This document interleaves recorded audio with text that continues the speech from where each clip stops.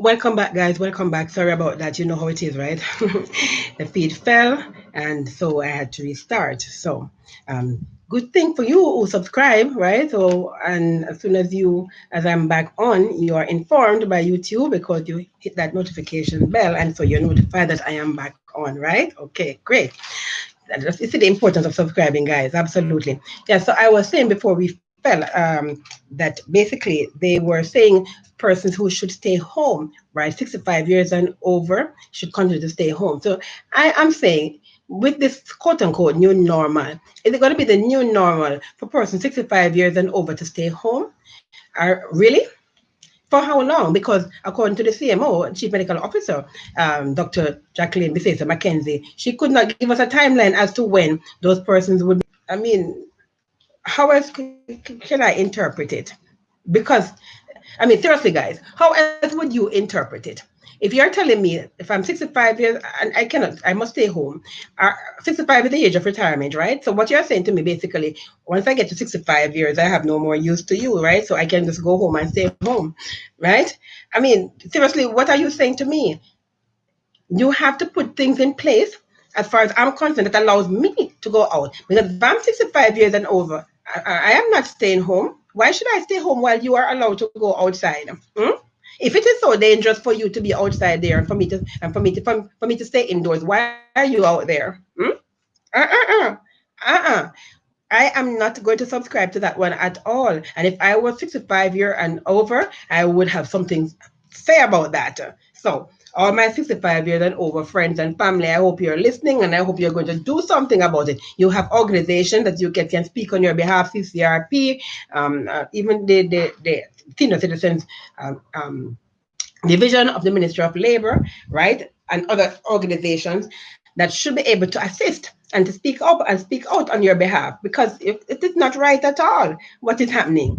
You know, persons need to go out and take the, or you can only go out for an hour for exercise. No, persons want to go out and enjoy themselves.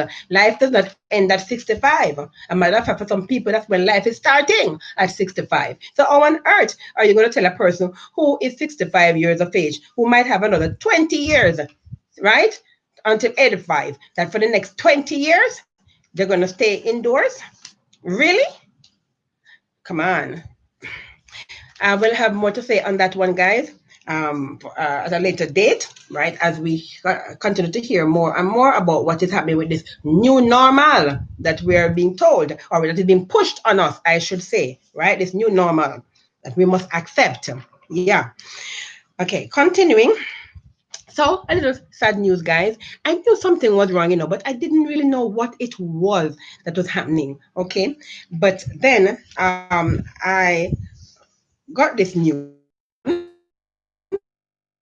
right, critically ill. Mrs. Robinson is at her home.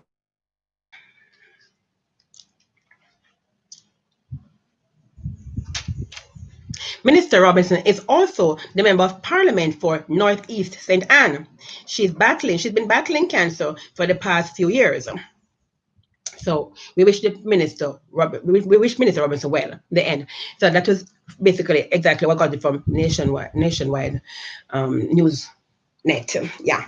So I was saying that I knew something was wrong. I have not seen her and always being represented at, whenever anything has to do with the MLSS, the Ministry of Labor and Social Security. Here it is now, we find out that she now has cancer and apparently it has gotten worse, guys. She was at home being treated. Now, here's my thing about this. And I wish her all the best. I am praying for her, right? I don't know her personally, but she seems to be a nice person. I mean, you can't tell by looks, obviously, right? And I don't, like I said, I don't know her, and I never wish any harm to any person who is ill, right? And this is one of my contention that I have, though. I shouldn't use the word contention, though. I should have said issue, basically. Why is it that when persons in government or in public space, it doesn't necessarily have to be a politician, but when something that happens like this happens, why is it always kept hush hush and nobody hears anything about it until it reaches a point where it can no longer be kept a secret? Mm? And this is, I know, your illness is a private thing. to some extent, but also, it's an opportunity for you to be prayed for, right? For you to be encouraged and other things, for you to be assisted, for you to, for support to be rendered to you, right? And so know that while on the one hand it is something private, on the other hand, as a public figure, I think we could be trusted with this news sooner before it got to the point where now it has it has deteriorated, and so news has reached the news network that she is critically ill now, right? And she has been battling this thing for years. They say she's been battling cancer for years, and now it is that it has gotten worse, and now she's home, still being treated at home for it, right? So we don't know whether she had gotten chemo at the hospital or whatever, and then now she's home. But according to the news, she is home being treated. She's being treated at her home in St. Anne. I am very sorry to hear, and all I can say on that matter is that Omega Live really and truly wishes the minister a speedy recovery. Right, our hearts go out to her and her family. It is very tough.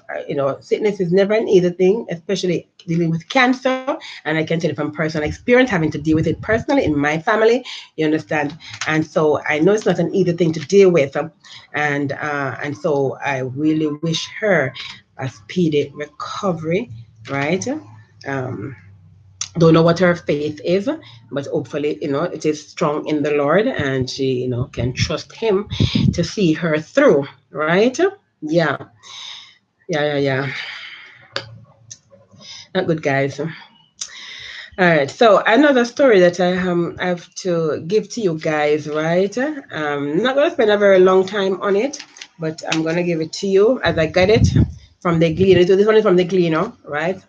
So, with fresh allegations of a soldier killing a 44-year-old disabled woman in Augustown, St. Andrew on Wednesday, the Jamaica Defense Force, the JDF, is coming under the radar after a rise in reports of assault and other criminal conduct.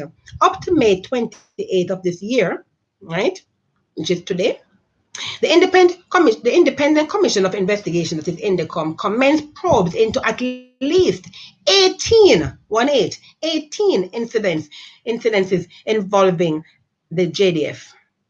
The watchdog, which has oversight responsibility for investigating police and army excesses, probed 15 incidences for all of 2019. Checks by the Gleaner have unearthed. The revelation could resurrect concerns about the Jamaican government's increasing reliance on military muscle in quelling runaway crime, imposing states of emergency and zones of special operations in nearly half the country's 19 police divisions. Human rights advocates have long warned that the militarizing of crime suppression might ultimately undermine civilian security because soldiers undergo specialist training in full throttle combat.